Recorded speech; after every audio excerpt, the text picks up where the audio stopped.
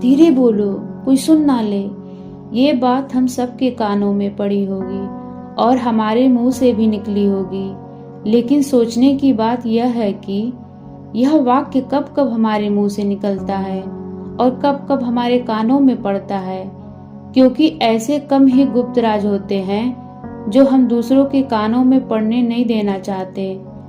अक्सर परिवार में अशांति का कारण स्वयं ही होते हैं।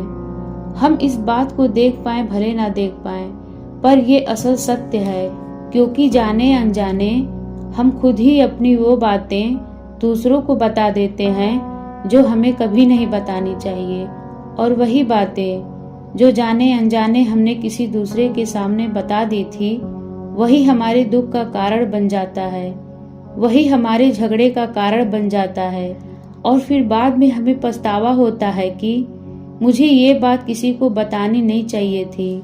मेरी ही गलती हुई कि मैंने जाने अनजाने यह बात सभी को बता दी। इसीलिए आज की जो बौद्ध कहानी मैं आपको सुनाने वाली हूँ, इसे सुनने के बाद आपको 7 ऐसी बातें पता चलेंगी जो आपको कभी भी किसी को नहीं बतानी चाहिए।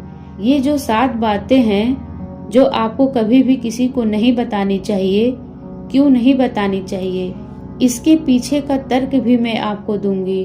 और इन 7 बातों के अलावा अगर आपको लगता है कि कोई बात ऐसी है जो मुझसे छूट गई है या मैं नहीं बता पाई, तो कमेंट सेक्शन में जरूर बताइएगा। इससे पहले कि आप इस बौद्ध कहानी में खो जाएं, इस चैनल को जरूर सब्सक्राइब कर लें।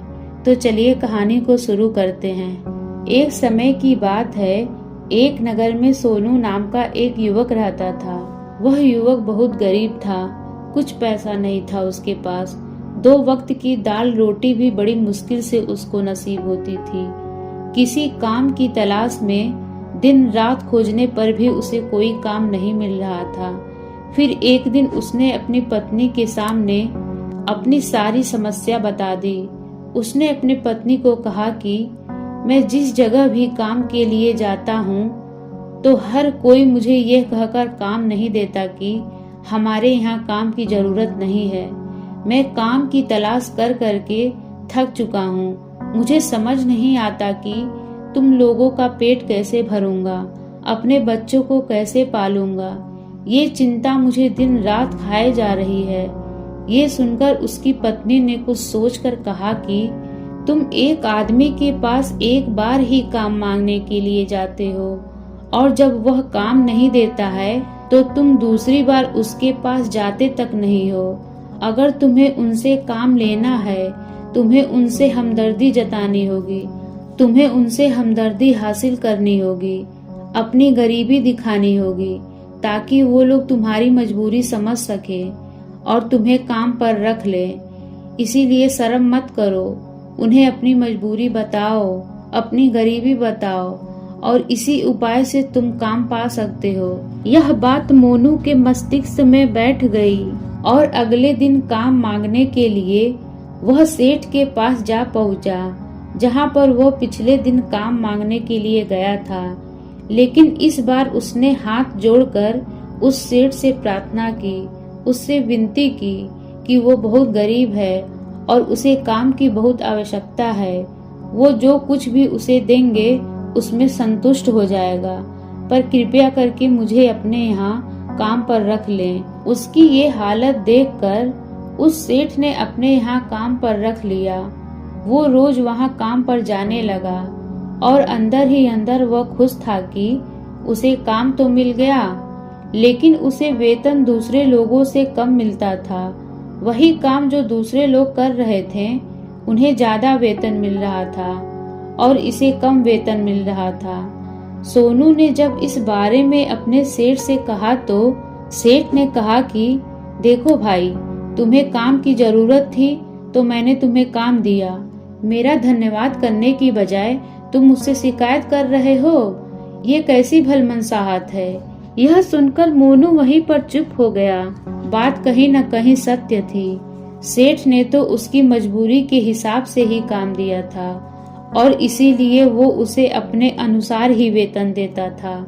लेकिन धीरे धीरे उसने ये बात अपने सगे संबंधियों और अपने दोस्तों को भी बताना शुरू कर दी कि उसका सेठ कैसा आदमी है और उसे कितना वेतन देता है।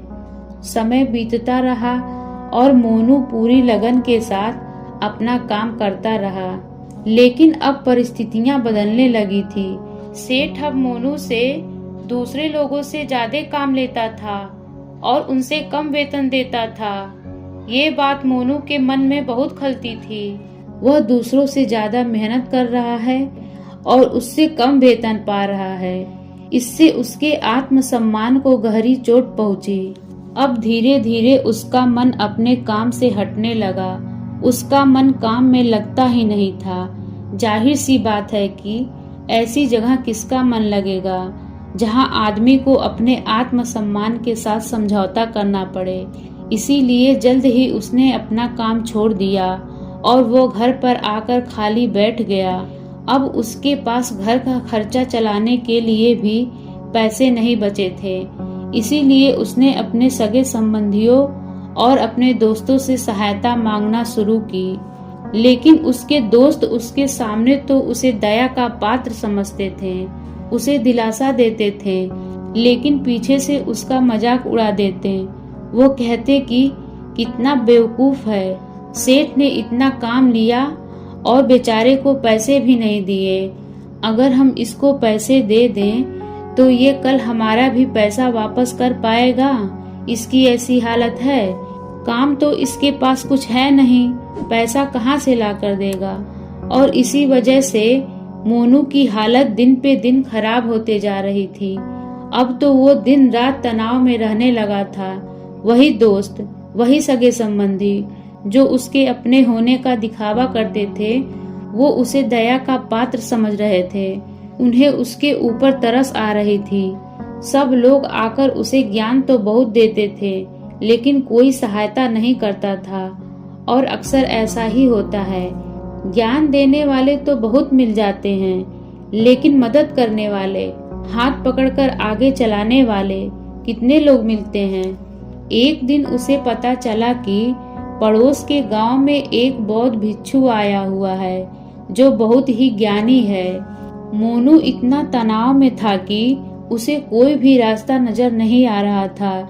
इसीलिए जाने अनजाने वो उस बौद्ध भिक्षु के पास पहुंच जाता है। वहां पहुंचकर सीधे उनके पैरों में गिरकर रोने लगता है। वो रोते रोते उन्हें अपनी सारी परिस्थितियां बताता है। उन्हें बताता है कि किस तरह उसके सेठ ने उसका फायदा उठाया और उसके सगे संबंधी उसके साथ कैसा व्यवहार रखते हैं। सारी बातें सुनकर बौद्ध भिक्षु ने उसे चुप कराते हुए कहा कि सारी समस्याएं तुम्हारी बुद्धिहीनता, तुम्हारी मूर्खता के कारण उत्पन्न हुई है। अगर तुम्हारे अंदर विवेक होता तो इनमें से एक भी समस्या तुम्हारे चित्त को दुखी नहीं कर सकती थी, लेकिन तुमने अपने अविवेक के कारण, अपने मूर्खता के कारण खुद ही अपने रास्ते में कांटे बिछा दिए हो। आज मैं तुम्हें 7 बातें बता रहा हूँ जो भूल कर भी किसी को मत बताना। इन बातों का अनुसरण करते हुए तुम बाहर से मिलने वाले दुखों को तो दूर कर ही सकते हो जो बेवजह दुनिया की वजह से तुम्हारे अंदर पनपते हैं। पहली बात जो किसी को नहीं बतानी चाहिए वो है अपनी मजबूरी। अपनी मजबूरी का दिखावा करके दूसरे का दया पात्र बनके उसकी सहायता लेने की गलती कभी मत करना। हो सकता है कि आज वो तुम्हारी मजबूरी देखकर तुम्हारी सहायता कर दे, लेकिन कल वो तुम्हारा फायदा उठाने से भी नहीं चुकेगा। और अगर फायदा भी नहीं उठाया तो दूसरों के सामने तुम्हारा मजाक बनाने में वो आदमी कभी नहीं चुकेगा। इसीलिए कभी भी अपनी मजबूरी का दिखावा मत करो। अगर घर में 2 रोटी है, सूखी रोटी है, तो वही खाकर सो जाओ, लेकिन दूसरे को इसके बारे में भनक तक नहीं लगनी चाहिए। जरा आप खुद सोचो, मजबूरी बताने का क्या प्रयोजन होता है एक इंसान का। या तो वो दूसरों से सहानुभूति हासिल करना चाहता है या उससे कोई आर्थिक मदद चाहता है, लेकिन दोनों ही परिस्थितियों में आप देखें तो दूसरा आदमी आपका फायदा उठाने से नहीं चुकेगा और अगर वो फायदा नहीं भी उठा पाएगा तो अपनी नजर में तो आपको मूर्ख ही समझेगा, बेवकूफ समझेगा और दूसरों के सामने आपका मजाक तो जरूर बनाएगा। इसीलिए अपनी मजबूरी के बारे में कभी किसी को नहीं बताना चाहिए। दूसरी बात जो किसी को कभी नहीं बतानी चाहिए वो है अपने अतीत की गलतियां और भविष्य की रणनीतियां। जरा सोचो कि अगर हम अपने अतीत की गलतियां किसी दूसरे को बताते हैं तो उसका क्या प्रभाव होगा। वो गलतियां ठीक तो नहीं की जा सकती, जाहिर है, तो उन्हें बताने का क्या प्रयोजन रह जाता है। आप अपने अंधेरे पक्ष को खुद दुनिया के सामने बता रहे हो, खुद अपनी गलतियां दूसरों के सामने बता रहे हो। इससे उस आदमी की नजर में आपका एक चरित्र घटित हो जाएगा और वो भविष्य में हमेशा आपको उसी नजरिए से देखेगा। इसीलिए किसी भी आदमी की नजर में अपना चरित्र गठित मत होने दो। और जरा सोचो कि आप व्यर्थ में ही अपने भविष्य की रणनीतियां दूसरों के सामने बता रहे हो। जो लोग आपके काम का हिस्सा ही नहीं हैं, उनके सामने आपकी भविष्य की रणनीतियां अपने डिंगे हाँकने का क्या फायदा। जो लोग आपकी सहायता तो नहीं करेंगे लेकिन आपकी भविष्य की रणनीतियों में बाधा जरूर बन सकते हैं। आप खुद अपने विवेक का इस्तेमाल करिए और जरा सोचिए कि आपके साथ भी ऐसा हुआ है कि आपने अपने भविष्य की रणनीति किसी को बताई हो और वो कामयाब ही नहीं हुई हो। जरूर हुआ होगा, जरा गौर से सोचिए। तीसरी बात जो किसी को नहीं बतानी चाहिए वो है अपने घर की बातें। जो भी हमारे घर के अंदर आपस में बातचीत होती है, हमारे माँ बाप के साथ, हमारी पत्नी के साथ, हमारे बच्चों के साथ, वो बातें परिवार तक ही सीमित रहनी चाहिए। अगर आप इन बातों का दूसरों के सामने ढिंढोरा पीटते हो, दूसरे को आपके घर में घुसने का एक मौका मिल जाता है और वो इसका फायदा उठाने से कभी नहीं चूकेंगे। वो आपके परिवार के सदस्यों को आपसे दूर लेकर जाने की कोशिश करेंगे। अक्सर ऐसा होता है, हम समाज में देखते हैं कि हम अपने घर के झगड़ों को कम करने के लिए उन झगड़ों को अपने पड़ोसियों और दूसरे सगे संबंधियों को बता देते हैं, लेकिन इससे आपको सहायता कभी नहीं मिली होगी, बल्कि आपके घर की लड़ाई झगड़े और ज्यादा बढ़ गए होंगे और वो जाहिर है वो बढ़ेंगे। अगर आप अपने माँ बाप की बात दूसरों को बताएंगे तो आपके माँ बाप को बुरा लगेगा ही कि हमारा बेटा हमसे बताए बगैर दूसरों को यह बातें बता रहा है। इसीलिए अपने घर की बातें और अपने घर की लड़ाई झगड़े किसी के सामने मत बताना। अगली बात जो मैं आपको बताने जा रही हूँ, जो किसी को नहीं बतानी चाहिए, वो सुनने पर बहुत अजीब लग सकती है, लेकिन उसका सत्य भी मैं आपको एक तर्क के माध्यम से दूंगी। मैं कहती हूँ कि अपनी आमदनी किसी को मत बताना। अब अपनी आमदनी ना बताने के पीछे का क्या प्रयोजन हो सकता है।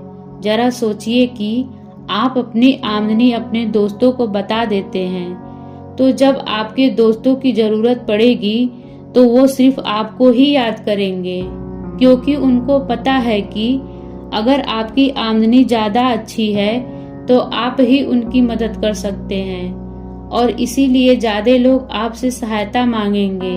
और जब आप उनकी सहायता नहीं करेंगे तो वो सोचेंगे कि इस आदमी के पास पैसे हैं, मेरी सहायता कर सकता है, लेकिन यह सहायता नहीं कर रहा है। और इसीलिए आपकी आमदनी आप दोनों दोस्तों के बीच एक झगड़े का कारण हो सकती है। कम आमदनी होगी तो लोग मजाक उड़ाएंगे और ज्यादा होगी तो लोग सहायता मांगेंगे। तो अपनी आमदनी बताने का कोई प्रयोजन नहीं है। अगली बात जो मैं आपको बताने वाली हूँ उसे अपनी गांठ बांध लेना और किसी को भी यह बात मत बताना। अपनी कमजोरी और अपनी ताकत, अक्सर इंसान को पता नहीं होता है कि उसकी कमजोरी या उसकी ताकत क्या है, लेकिन अगर आपको अपनी कमजोरी और अपनी ताकत पता है तो पहली बात आप बहुत ही बुद्धिमान आदमी हैं। और दूसरी बात कि आपको ये बातें किसी से साझा नहीं करनी है, क्योंकि अगर आपकी कमजोरियां दूसरों को पता चल गई तो वह आपकी कमजोरियों का फायदा उठाएगा, और अगर आपकी ताकत पता चल गई तो वही ताकत आपकी कमजोरी बन जाएगी, क्योंकि वो ताकत दूसरे आदमी को पता है और वो ताकत की काट भी ढूंढ ही लेगा। अपनी कमजोरी और अपनी ताकत अपनी पत्नी या अपने पति को भी नहीं बतानी चाहिए, क्योंकि इसके बाद आपको घर में उनसे हमेशा दब के रहना पड़ेगा। अगली बात जो किसी को नहीं बतानी चाहिए वो है अपने मित्र और अपने शत्रु। आप अपने मित्रों के बारे में अगर दूसरे लोगों को बताएंगे तो वह आपके मित्रों के साथ अपनी घनिष्ठता बनाकर आपको धोखा दिलवा सकते हैं। आपके गहरे मित्रों को आपसे दूर करने का प्रयास कर सकते हैं। अक्सर आम आदमी ऐसा नहीं करता, लेकिन आपके दुश्मन ऐसा करने की कोशिश कर सकते हैं। और दूसरी तरफ आपकी शत्रु का भी किसी को नहीं पता लगना चाहिए, क्योंकि आज जो आपका मित्र है अगर कल वो आपका दुश्मन हो गया तो आपके दुश्मन के साथ ही मिलकर आपको परास्त कर सकता है, आपको धोखा दे सकता है। इसीलिए अपने सबसे अच्छे दोस्तों को भी अपने दुश्मन के बारे में कभी मत बताना। अगली और आखिरी बात कहना चाहती हूँ कि जब तुम दान करते हो तो दान के बारे में भी किसी को मत बताना, नहीं तो दान करना व्यर्थ हो जाता है, बेकार हो जाता है। जब आप अपने दान का ढिंढोरा पीटते हो तो आप यह बता रहे होते हो कि कितना बड़ा दानी पुरुष हूँ, और ये आपके अंदर एक अहंकार निर्मित करेगा। इसीलिए दान गुप्त रूप से ही किया जाए उतना ही अच्छा होता है, उतना ही फलदायी होता है। अगर आपका बायां हाथ दान कर रहा है तो दाएं हाथ को भी पता नहीं चलना चाहिए कि बायां हाथ दान कर रहा है। ये 7 बातें बौद्ध भिक्षु ने मोनू को बताई। इसमें संसार के सभी सिद्धांत छिपे हुए हैं। इन बातों का अनुसरण करते हुए आप अपने घर में सुख शांति बना सकते हैं और घर के झगड़े हमेशा के लिए दूर कर सकते हैं। आप इन बातों के बारे में अपने विवेक से भी सोचेंगे तो आपको ये बातें सच मालूम पड़ेंगे।